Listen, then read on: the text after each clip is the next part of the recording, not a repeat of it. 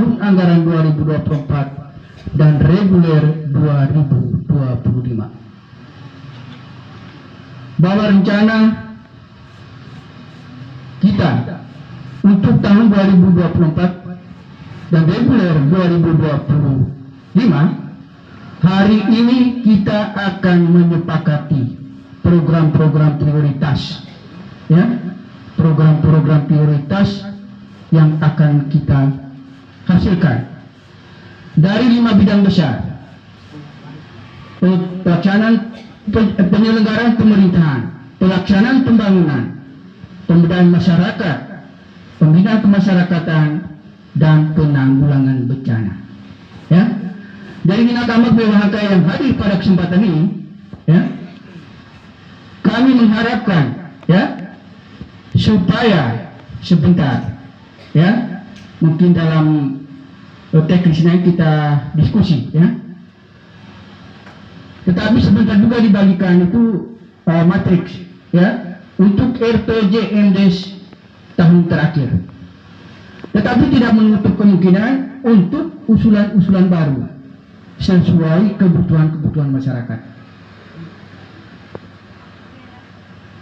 Pada tempat berikut, ya, saya mau sampaikan bahwa Inakamak yang hadir pada kesempatan ini, hadir hari ini, hadir loh, ya.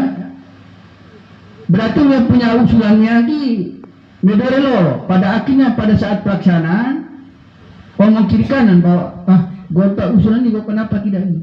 Nah, jadi kami mengharapkan itu bahwa Bapak Ibu yang hadir sekarang ini kawal terus sebentar yang kita hasilkan usulan-usulan prioritas nanti. Ya? Karena gue ini kalian juga ya lumayan juga kalau dibandingkan dengan di desa-desa lain juga ada juga yang lebih kurang lagi, tapi kehadiran di desa Adubala ini saya rasa cukup bagus, ya. Dalam kaitan dengan pelaksanaan pembangunan, ya, saya omong secara menyeluruh, ya. Tahapan perencanaan yang hari ini kita duduk sepakati, ya, yang pada akhirnya tahap perencanaan masih ada tahapan pembahasan RKPDes, RAPBDes, sampai kepada penetapan APBDes, ya. Sehingga kami sangat mengharapkan itu, ya, penetapan APBDes itu pada 31 Desember 2023. Sehingga kita itu bisa normal, karena ini tahapan nasional. Tahapan nasional. Andaikan saja bahwa penetapan yang satu molor, ya, bisa-bisa ya tunjangan kepala desa dengan BPD mungkin juga tidak bisa dibayar. Tetapi harapan kami bahwa tahapan yang kita lalui hari ini sampai kepada penetapan itu tepat waktu, ya. Itu tahap perencanaan, sampai kepada tahap pelaksanaan, ya. Tahap pelaksanaan itu dilaksanakan oleh pemerintah desa. Pengawasannya dari siapa? Masyarakat, BPD, ya. Tapi dari masyarakat itu harus melalui BPD, jangan langsung ke pemerintah desa. Sehingga saya berharap kepada pemerintah desa BPD, ya, dalam kaitan dengan pelaksanaan ini, ya, selalu berkoordinasi secara baik pemerintah desa BPD ini dalam kaitan dengan pengawasan, ya. Dan yang terpenting itu adalah 3 TPK ini, ya, kepala seksi, 3 kepala seksi ini, ya.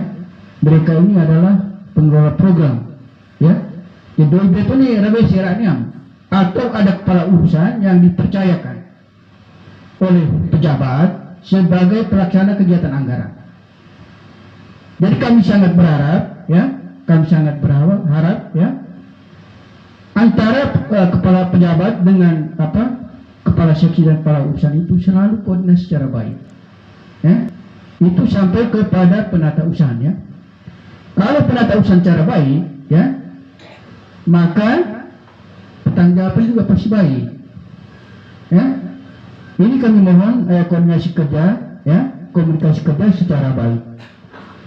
Untuk kita di Kecamatan Kubagoy di tahun 2023 ini memang kita tidak mendapatkan alokasi kinerja. Ini kami dari pemerintah harus memotivasi pemerintah desa, BPD dan seluruh masyarakat. Karena apa? Alokasi kinerja ini adalah alokasi tambahan. Selain dana desa, ya, kisaran kita itu 600-an, 700-an. Sementara alokasi kinerja ini, alokasi ini sekitar 200 juta lebih. Ya, di tahun 2022 itu 2 desa, Desa Horinara dan Desa Redontena. Sehingga alokasi kinerja ini, ya, ini seperti saya sampaikan tadi, perencanaan tepat waktu, ya, pelaksanaan harus capai target sampai pada penata usaha, pertanggungjawaban, ya. Jadi itu sangat kami memotivasi sehingga, ya, kalau memang ini penilaiannya bukan di kami di kecamatan, tidak, penilaiannya dari kabupaten sampai kepada kementerian. Di sana itu ada 3 menteri, Menteri Desa, Menteri Keuangan dan Menteri Dalam Negeri, ya. Tapi itu dia dalam sistem, ya, penilaiannya ada lewat sistem. Kalau di desa ada balai, ya, dia perencanaan tepat waktu, ya, pelaksanaan target apa semua sampai kepada pertanggungjawaban, ya. Sementara untuk kalau kita di ada balai ini potensi, saya lihat potensi bagus, potensi untuk bidang pertanian. Mungkin ada kelompok-kelompok tani, ya, kita dorong lagi terkait dengan untuk ketahanan pangan, ya, untuk ketahanan pangan. Kemarin kami saya dengan Pak Camat untuk camat di Kabupaten Flores Timur dan 140-an kepala desa menghadiri workshop evaluasi pengelolaan keuangan dan pembangunan desa tahun 2023. Di situ dari pemateri BPKP, ya, Badan Keuangan itu provinsi, Badan Pengawas itu untuk NTT ini, kita ini memang dalam perencanaan itu dari perencanaan itu karena masalah data, ya. Jadi seperti yang disampaikan oleh Ketua BPD tadi terkait dengan data, karena data ini pasti dari RT RW, ya. Jadi RT RW ini harus difungsikan. Namanya kesehatan data aku, ya. Itu sampai kepada, karena ini pengawasannya, perencanaannya masih lemah kita, ya. BPKP ngomong kemarin, BPK kita masih lemah, sehingga mereka berharap kita itu harus punya data, ya, kita punya data. Terus disoroti juga terkait dengan PAD, ya, PAD. Kita sudah berapa tahun kelola dana desa, tapi PAD kita sangat minim, PAD kita sangat minim. Sehingga bagaimana, ya, pemerintah desa atau BPD lewat paket inisiatif BPD-nya bisa membuat PDS untuk PAD-nya, ya. Terus terkait sorotnya BUMDes ini hanya nama saja, pengelolaan juga tidak jelas. Itu kemarin mereka ngomong itu secara NTT-nya kemarin, ya. Tetapi mudah-mudahan di desa ada balat tidak, ya. Terus terkait dengan aset ini, ya, aset desa ini harus itu secara baik, ya. Dari sumber dana apa saja menjadi inventaris desa. Itu juga disoroti, ya, disoroti. Terus terkait dengan penyaluran dana desa, kalau penyaluran dana desa ini sudah tahapan. Syarat tahap pertama apa saja, syarat tahap kedua apa saja, dan tahap ketiga. Itu pasti di desa sudah tahu. Sehingga harapan kita itu, ya, untuk mempercepat proses penyaluran dana ini, ya, paling tidak itu, ya, di sekretaris desa, ya, kepala-kepala seksi itu harus cepat, ya. Program yang dilaksanakan itu harus segera diselesaikan, ya. Harus segera diselesaikan. Terus terkait dengan setelah itu ada diskusi sehingga dari para camat dan para kepala desa itu ada mengusulkan, ya, dana desa harus naik.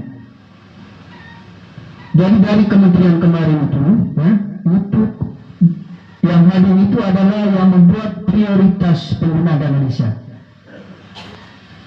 Sehingga usulan-usulan kemarin itu nanti akan dikaji kembali ke bersama DPR nanti di tingkat menteri baru ke DPR, ya. Dan mudah-mudahan dana desa tahun depan naik, ya.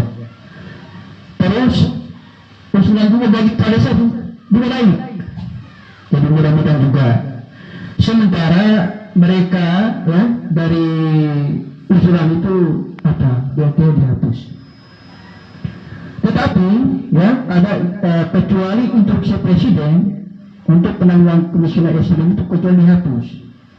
Tetapi kalau sepanjang tidak dihapus, maka BLT masih ada. Karena untuk penanggulangan ekstrim sampai dengan tahun 2024. Ya. Terus terkait dengan presentasi yang intervensi dari pusat itu, ya, kemarin juga diusulkan oleh para kepala desa, camat untuk kalau bisa ditiadakan. Sehingga kewenangan desa berskala lokal desa itu bisa kita manfaatkan kita dengan leluasa untuk kita buat apa saja sesuai kebutuhan kita. Ya, jadi mudah-mudahan, ya, ini untuk basi di Kabupaten Timur, tapi mudah-mudahan di kabupaten lain, di provinsi lain juga sama seperti itu, sehingga nanti kajian di tingkat kementerian sana nanti bersama DPR bisa juga ini, ya. Terus ada pelatihan terkait sistem keuangan desa, ya. Ini perlu sekali, sehingga ini menjadi pekerjaan rumah dari Dinas Pemberdayaan Masyarakat Desa dan juga untuk bendahara, ya. Jadi kita karena namanya kalau otonomi desa, kewenangan kita masih dikebiri oleh pemerintah pusat, maka kemarin itu agak ramai, ya. Seakan-akan bahwa kita ini tidak punya kewenangan di desa, ya. Jadi itu satu dua arahan dari saya, ya, kurang dan lebihnya mohon dimaafkan. Selamat siang untuk kita semua.